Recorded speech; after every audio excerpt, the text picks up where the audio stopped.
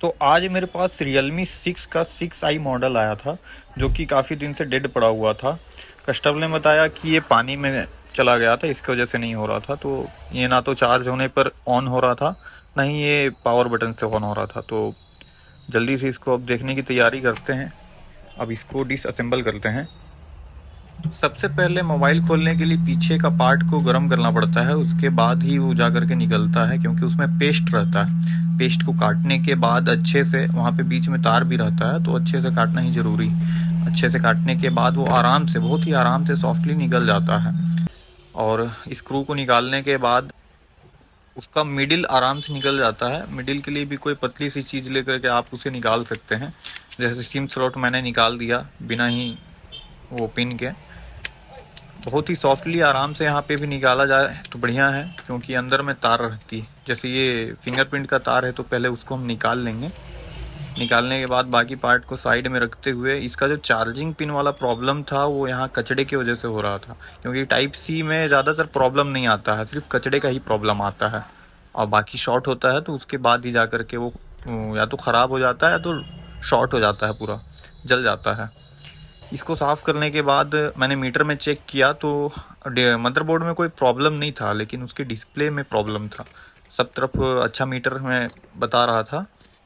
तो इसमें डिस्प्ले अब चेंज होगा, जिसके लिए मैंने इसको निकाल लिया है बैटरी को, क्योंकि बैटरी बिना निकाले तो डिस्प्ले निकाल नहीं सकते हैं। अब डिस्प्ले निकालने के बाद डिस्प्ले को भी गर्म करना पड़ेगा, क्योंकि पेस्ट रहता है जो गर्म से ही वो थोड़ा सा ढीला होता है, तो उसको हम आराम से निकाल सकते हैं। ध्यान रखना है कि ज़्यादा हीट ना मारे। देखिए कितने आराम से डिस्प्ले निकल जाएगा। नॉर्मली अगर डिस्प्ले ख़राब भी नहीं होता है तो वो बाद में आप लगा सकते हैं। इसमें आप देख सकते हैं पानी के थोड़े थोड़े दाग हैं, जिसकी वजह से डिस्प्ले ख़राब हुआ था। तो अब बारी है इसको साफ़ कर लें, कि इसको साफ़ जब तक नहीं करेंगे तो अच्छा सा कॉम्बो नहीं लग पाएगा और बाद में जा कर के दिक्कत जाता है। तो इसको साफ़ कर लेते हैं।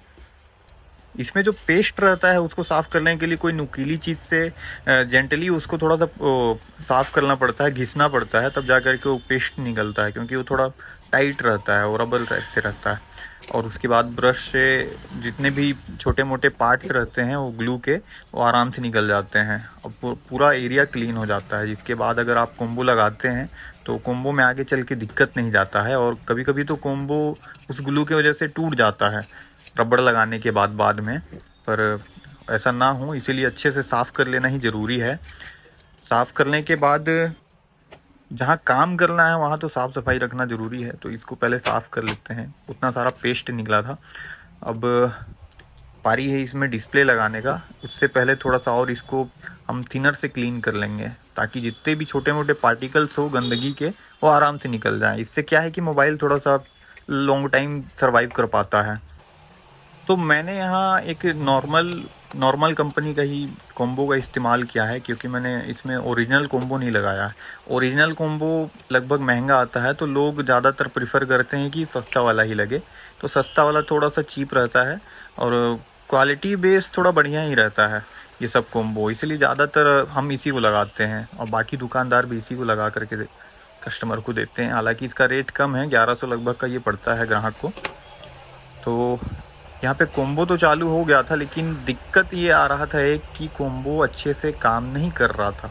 वो थोड़ा सा मतलब लैग कर रहा था और टच भी अच्छे से काम नहीं कर रहा था। देख सकते हैं ऑटोमेटिक भी वर्क कर रहा है।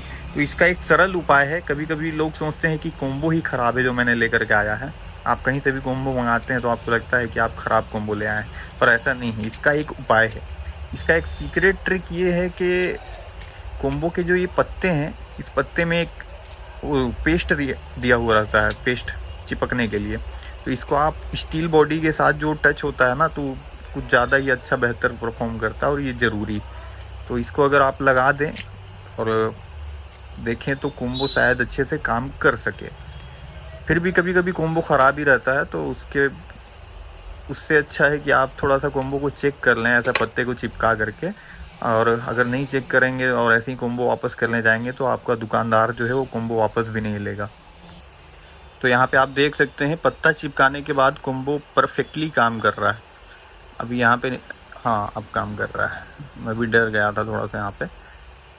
आप देख सकते हैं वही कॉम्बो है, बहुत अच्छे से काम कर रहा है। बस ये ध्यान रहे कि पत्ते को आप चिपका दें, और वो जो पत्ता रहता है वो भी मेन रहता है, वही सबसे ज़्यादा मेन रहता है। उसमें थोड़ा सा भी दिक्कत आए तो दिक्कत करता है फिर बाद में। उसके बाद अब जेंटली मैं ये पेस्ट का इस्तेमाल कर रहा हूँ, इससे आप नशा भी कर सकते हैं। मैं तो नहीं करता हूँ, कभी कभी कर लेता हूँ। तो अच्छे से पेस्ट डालना ज़रूरी है, क्योंकि अच्छे से पेस्ट नहीं डालिएगा तो फिर वो आगे चल के उखड़ता है, क्योंकि मोबाइल हीट होता है। हीट होने के बाद तो मैंने यहाँ पे पेस्ट डाल दिया है। अब मैं आराम से कोम्बो लगाऊंगा, चारों तरफ अच्छे से बैठाऊंगा, और वो जो कोम्बो का जो पेस्ट डाला है मैंने चिपकने के लिए, वो अच्छे से ही चिपक जाए, इसकी वजह से थोड़ा सा जेंटली प्रेस करता हूँ उसके लिए। अब बैटरी डाल करके पारी है इसकी मिडिल को डालने के लिए, और मिडिल में ये जो पत्ता है, ये पत्ता आप जान ही रहे हैं बहुत ज़रूरी है, क्योंकि ये फिंगरप्रिंट साइड बटन में हमेशा रहता है। अभी लास्ट काम बचा है, स्क्रू लगाना है चारों तरफ। अच्छे से स्क्रू लगाना भी ज़रूरी है, क्योंकि अच्छे से स्क्रू नहीं लगाइएगा तो फिर गिरने पड़ने से मोबाइल जो है खुल जाता है। इसका बैक पैनल साफ़ करने के बाद आराम से इसमें चारों तरफ पेस्ट डाल देंगे। बैक पैनल को भी चिपकाना ज़रूरी है, तो हम वही पेस्ट का इस्तेमाल करेंगे।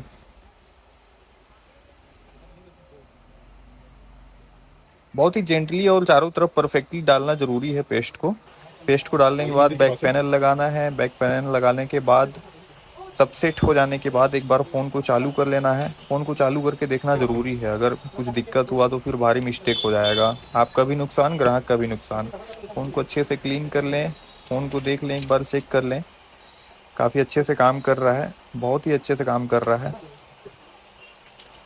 अब पेस्ट को चिपकने के लिए रबर या तो आप टेप का इस्तेमाल कर सकते हैं, तो मैं रबर का इस्तेमाल कर रहा हूँ, क्योंकि इससे ज़्यादा बेटर चिपक जाता है। और ध्यान दें कि रबर ज़्यादा ना लगाएं। एक बार चेक कर लें कोम्बो को, और बाकी आपका मोबाइल तैयार है।